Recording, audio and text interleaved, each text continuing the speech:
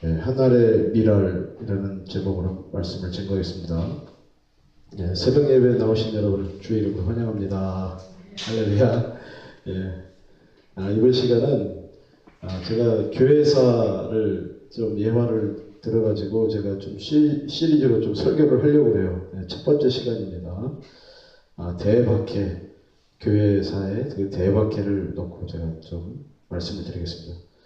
그 교회 역사상 최초의 대박해는요, 서기 67년에 로마의 6대 황제인 그 네로에 의해 저질러졌어요. 그때 로마는 대화재가 발생을 했습니다. 무려 9일간이나 불길이 잡히지를 않았어요.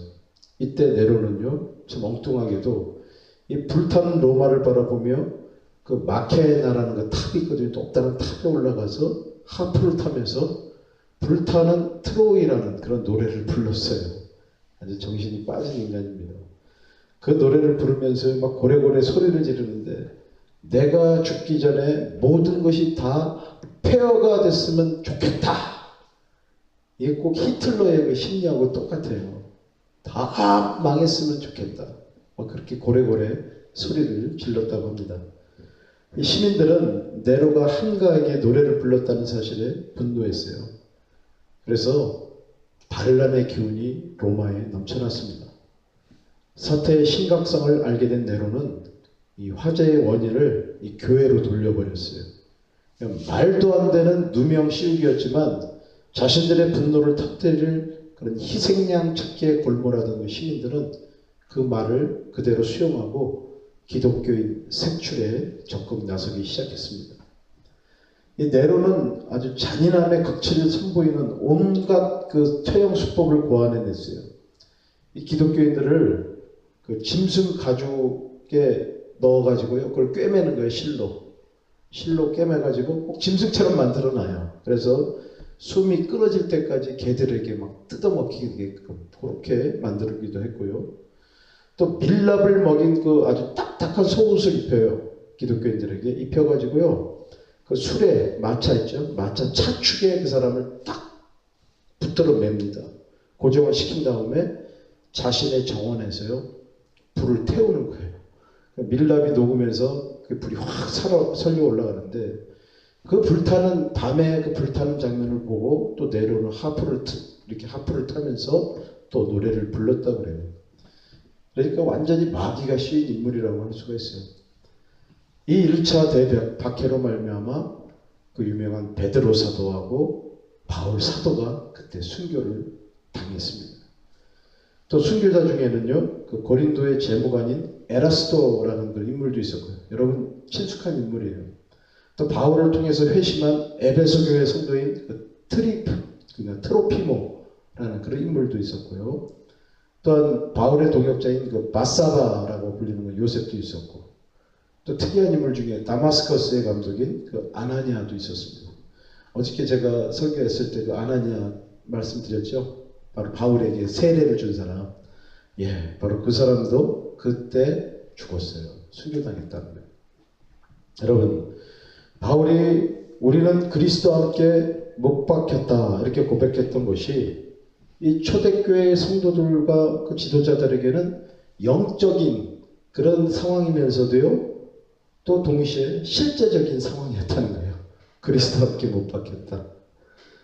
이러한 대박해는 무려 10차례에 걸쳐서 서기 311년간 지속되었는데, 약 300년이나 그 기간 동안요, 계속 이게 수많은 기독교인들이 죽임을 당했던 거예요. 이렇게 되면 여러분 생각해 보세요. 교회가 명맥이 끊어질 것 같잖아요. 그런데 안 그래요. 놀랍게도 믿는 자의 수가 더 많아졌어요. 그러니까 한 명이 죽으면요, 100명이 새로 들어오는 그런 형국이에요.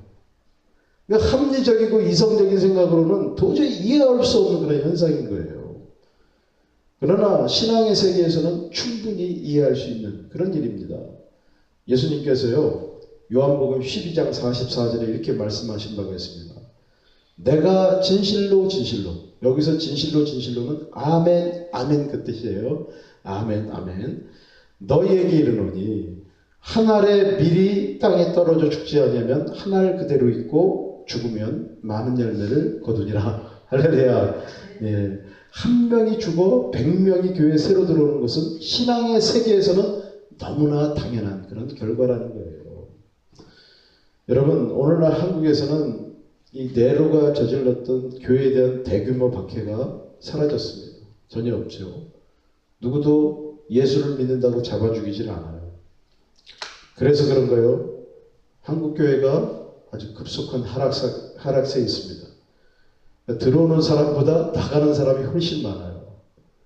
상전벽해죠. 이 90년대까지 급성장했던 것이 한국교회였거든요. 어떻게 그것이 가능했던 것인가? 그 근본 원인이 무엇이었던가? 바로 성경적 원리로 비추어 보면 바로 땅에 떨어진 미랄처럼 자신을 죽였던 수많은 사람들의 헌신과 자기 부인의 결과가 그러한 대부흥을 가능케 한 것으로 이해를 해야 된다는 것입니다. 그러나 2000년대 이후에는 교인 수가 급격하게 감소하기 시작했죠. 그 이유가 무엇이냐? 이 성경적 원리에 비추어 보면 이 교회에서 이제는 죽는 미랄들이 별로 없는 거예요. 예? 그 대신에 막 자랑하고 막 뻐기고 자신의 존재감을 드러내려고만 하는 그런 사람들로 아주 특식을 해줬다는 그런 이야기입니다. 그래서 이런 현상으로 말미암아 말씀이 계속 왜곡되게 전파가 되고 또 성령의 기름 부으심이 제한되는 그런 결과를 빚게 되고 수많은 사람들이 이 교회에 실망해서 떠나가게 되는 것입니다. 여러분, 이러한 결과를 보면서 우리 한국교회가 다시 부흥하는 길은 이 교회에서 미랄처럼 죽는 사람들이 다시 나타나는 일밖에 없다는 것을 절감하게 돼요. 자기를 부인하고 무조건 말씀에 순종하면서 자신의 모든 것을 다 바쳐 전력 투교하며 사는 그런 성도다운 성도들이 다시 나타나야 된다는 것입니다. 이러한 의미에서 이 새벽에 기도하는 여러분들이 바로 그러한 사람들이 되어야 하는 줄로 깨닫기를 바랍니다. 네, 하나님의 기대가 바로 여러분에게 있습니다. 이 새벽 기도하는 사람 말고 누가 자신을 죽일 수 있겠어요? 여러분 새벽마다 여기 우리 교회 나오면 항상 자신을 죽여야 된다는 설교를 계속 듣고 있잖아요. 누가 없음의 자리로 갈 수 있겠어요? 누가 아골골짜기에 자기를 파묻을 수 있겠습니까? 전혀 없죠. 그러한 일은요, 사람이 할 수 있는 일이 아니에요. 오직 성령께서 하시는 일인 줄로 믿으시길 바랍니다. 기도하지 않는 사람을 성령께서 사로잡을 리가 없죠. 새벽 기도하는 그 사람만을 성령께서 잡아주신다는 거예요. 그렇게 성령의 감화 감동 가운데 자신을 미랄로 죽이는 사람, 그 사람이 바로 우리 하나님께 쓰임받는 인생이 되는 줄로 믿습니다.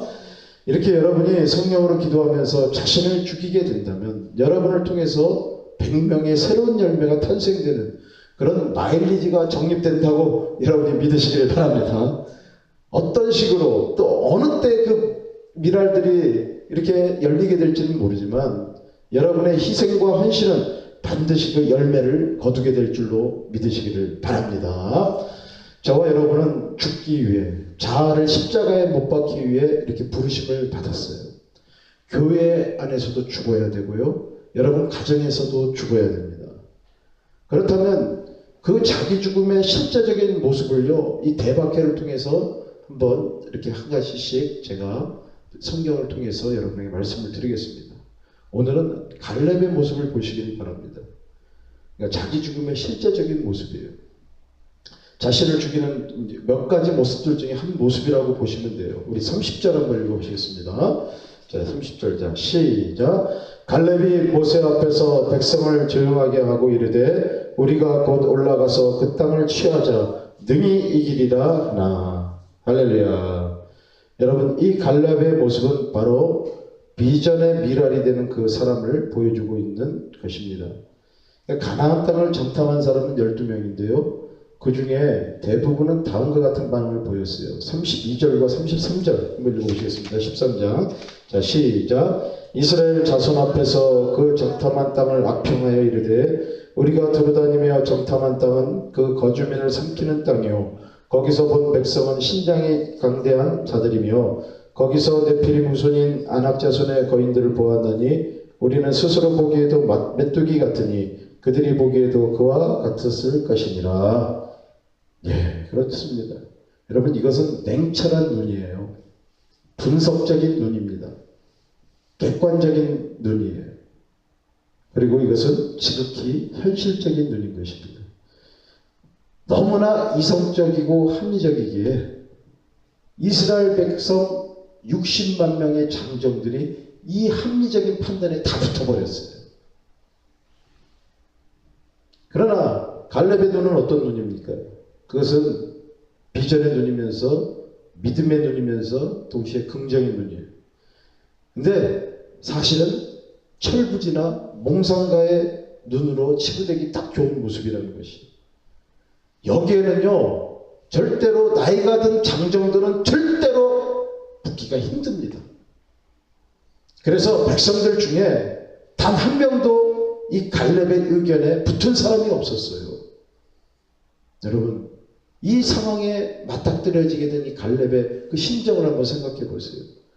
바로 죽음과도 같은 그런 고독감, 그것을 느꼈을 거예요. 10명이 말했더니 60만 명이 우르르 다 붙어버렸어요, 그 의견에. 근데 이 사람, 갈렙, 그리고 여호수아, 모세는 이 사람에게 붙었겠죠. 겨우 3명입니다. 60만 명 대 3명. 여러분, 이게 무슨 뜻이에요? 여러분이 비전을 이야기하고 오늘날 긍정을 이야기하고 믿음을 이야기하게 되면요, 주변 사람들에게 고립당하기 딱 알맞다는 거예요. 이게 불편한 진실입니다. 교회에서는요, 사실 잘 들어보세요. 굉장히 부정적이고 현실적인 이야기들이 굉장히 압도적이에요. 늘 누구를 비판하고 깎아내리는 그런 이야기들로 가득합니다. 이런 상황에서 어떤 사람이 비전에 취해 있어요. 야, 지금 교회가 이렇게 엉망인데 너 혼자 비전을 꿈꾸냐? 또 뭔가 긍정의 말을 하고 믿음의 말을 하면요, 엄청나게 잘난 척하는 것처럼 그렇게 느껴지기도 해요. 그래서 이 사람들은요, 왕따의 대상이 되기 쉽다는 것입니다. 그래서 이런 사람들, 비전을 갖고 있는 사람들은 사실은 주변 사람들하고 그렇게 얘기 못합니다. 예? 절대 얘기 못한다니까요. 그래서 거기서 오는 이 고독과 괴로움이 바로 여기 갈렙과 같은 그런 사람처럼 그렇게 아주 심대하게 계속 있게 된다는 거예요. 그러나 저와 여러분은 그 고독과 괴로움을 감수하는 그런 사람들이 되시기를 주의 이름으로 축원합니다. 여러분, 새벽 기도하는 사람들은 그런 고독감과 괴로움에 익숙한 사람들이에요. 오늘날 새벽 기도는 성도 100명 중에 1명이 하는 그런 기도가 되어버렸어요. 그러므로 새벽 기도하는 사람은 얼마든지 온통 부정적인 이야기와 불평을 일삼는 그 100명의 사람들 가운데서도 비전과 긍정의 말을 하는 단 한 사람으로 계속 서 있을 수 있는 그런 잠재력을 갖추고 있는 그런 존재인 줄로 여러분이 믿으시기를 바랍니다. 그래서 저와 여러분은 갈렙과 같은 위치에, 여호수아와 같은 위치에 늘 서는 그런 사람들이 되시기를 바랍니다. 그 비전의 땅을 취하자, 우리가 능히 이기리라 하고 언제나 말을 할 수 있는 그런 사람들이 되시기를 바랍니다. 그것이 땅에 떨어진 하늘의 미랄이 되는 삶이라는 거예요. 남들은 다 안 된다, 가정에서조차도 안 된다 할지라도 여러분은 끝까지 꿈을 꾸면서 긍정의 말을 하면서 믿음의 말을 하면서 모든 상황이 역전되는 그 순간을 기다리는 최후의 한 사람으로 그렇게 남아있는 그런 사람들이 되시기를 주의 이름으로 축원합니다. 결국에는 여러분이 계속 그것을 붙들고 있으면 결국 그 말과 그 생각이 100배의 열매를 거두는 그날을 반드시 보게 될 줄로 믿습니다. 우리 기도하겠습니다.